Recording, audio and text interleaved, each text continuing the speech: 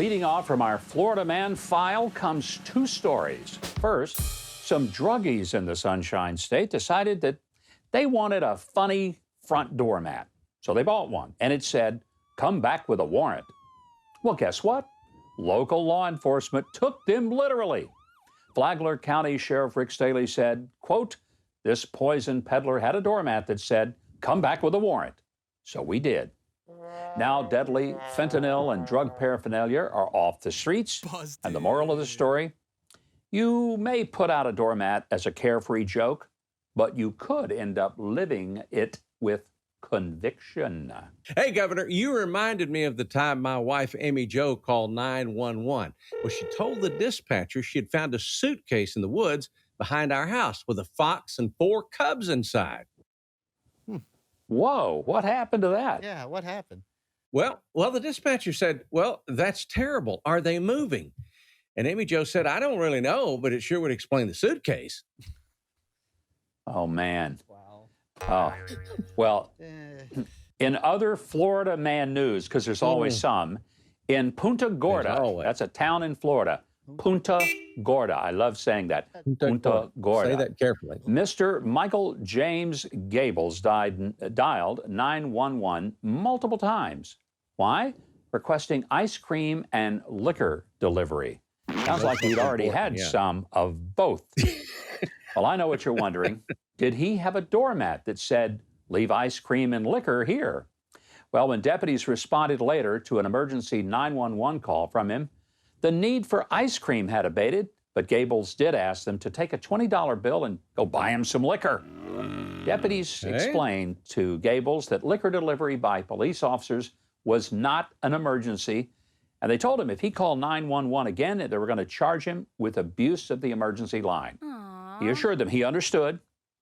I don't get the liquor request, but I kind of understand the other desire, since with ice cream, anything is popsicle, right? Oh. Well, the next day, Gables made another emergency call to 911. And when deputies arrived on the scene, Gables asked the deputies to take his ice cream out of the freezer since he wasn't able, or maybe willing, to get out of his recliner. Instead, deputies placed him under arrest for misuse of 911. Pretty sure he didn't get ice cream or liquor in the pokey. Reminded me of the old kids' rhyme. Ice cream, you scream, but we don't call 911 for ice cream. this is true. That's for Not sure. a good idea. Yeah. No.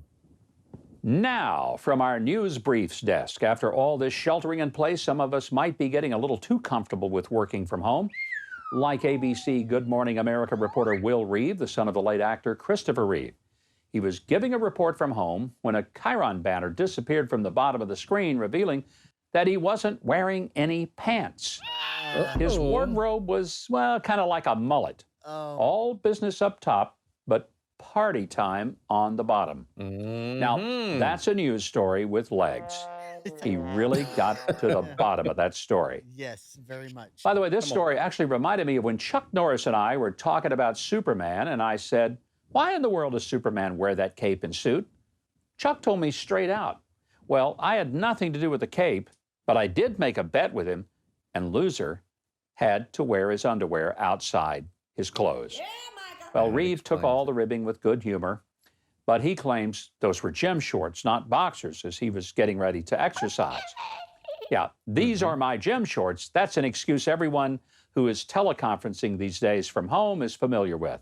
It's kind of like claiming that the bowl of Fruit Loops on your desk is really wheat germ, or that there are 20 cats in the background because you're an animal rescue volunteer and not a crazy cat lady. Well, no matter if you like boxers or briefs, always remember that tight underwear is like a facelift because it makes your cheeks go up. Wow. Think about All right, moving on.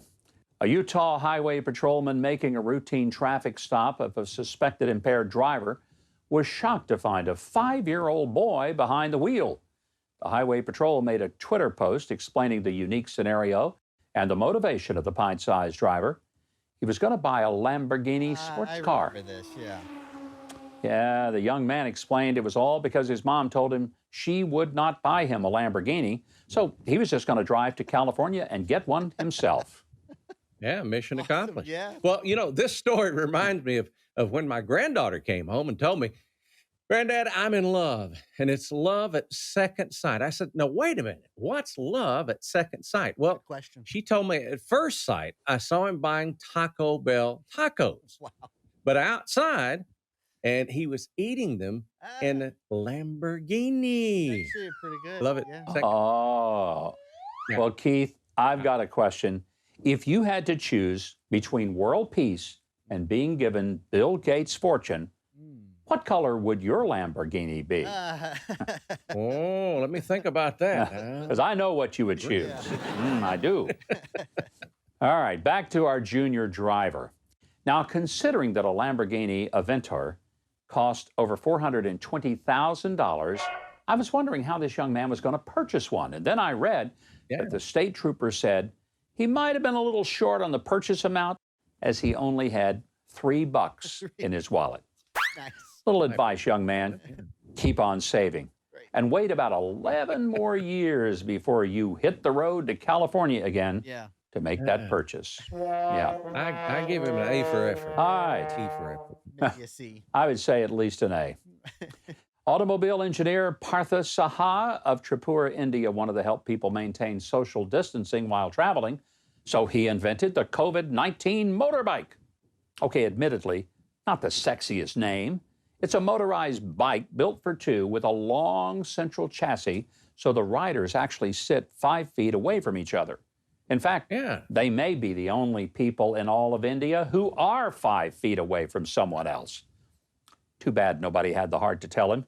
It's supposed to be 6 feet away. Of course, here in America, we solved that problem by driving SUVs that are so big that everyone inside them can sit 6 feet apart. True. Very true. That's right.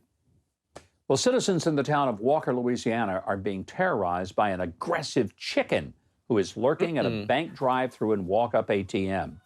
The Walker police officers responded to a chicken attack at the bank, only to discover that the fowl had been chasing customers and even trying to enter their cars for several days. Certainly seems this chicken is a bit cocky, not to mention ruffling too many feathers at the bank. The police department's Facebook page also noted the chicken had failed to engage in proper social distancing. But the story gets even more exciting. Once officers hatched a plan to capture the criminal chicken, they couldn't find it, noting that apparently it anticipated the imminent arrival of law enforcement and fled on foot from the scene. You know, Gus, That is one smart chicken. that is a smart chicken, but I will tell you, it sounds like the chicken might be a bit of a practical yoker. Huh? Oh, well, there's no way these officers are going to capture that chicken unless they put handcuffs on him. Did you get that, Governor? Handcuffs? That was Handcuffs. Mine was way better. I got it. I got it. Well, perhaps local officials should hire some holy men to help locate the chicken. You know, I'd bring in a group of friars. All right, let's get back to the story before it's too late. The Facebook post went on to state that the chicken is wanted on charges of assault, attempted battery, attempted burglary, terrorizing, and ignoring an order of the governor. Well, friends, I'm sure the Walker police will work around the clock until they apprehend the attacked chicken. And you know, I can't help but wonder if he's just hiding up in a pole tree. Wow. Ooh. That was actually pretty good. Okay, that was okay. I thought so. All right, well, before we go, I want to salute those of you who work hard to find the most special and unique things to give your mom for Mother's Day, which is this weekend. Let's take a look at a couple of the unique and one-of-a-kind gifts. Like Hokey 200 Proof, who found I like that favorite picture that Mom had and recreated it.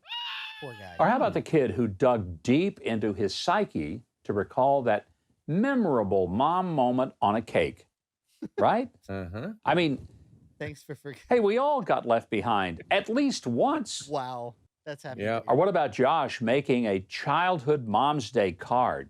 I mean, 3 decades late, is still better than never. Good job. 32. Wow. Or what about that perfect son who sent mom a coffee cup that tells it like it is?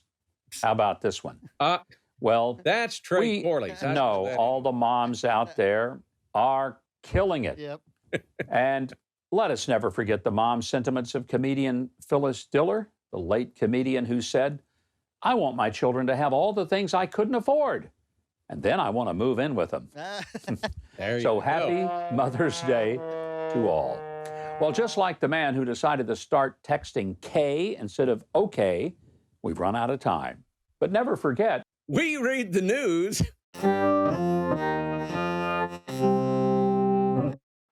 Now, if you want more videos like that one, hit the subscribe button below and the notification bell right next to it. And if you leave a comment, positive or negative, I'll be sure that my dog Toby sees it and responds to you in kind.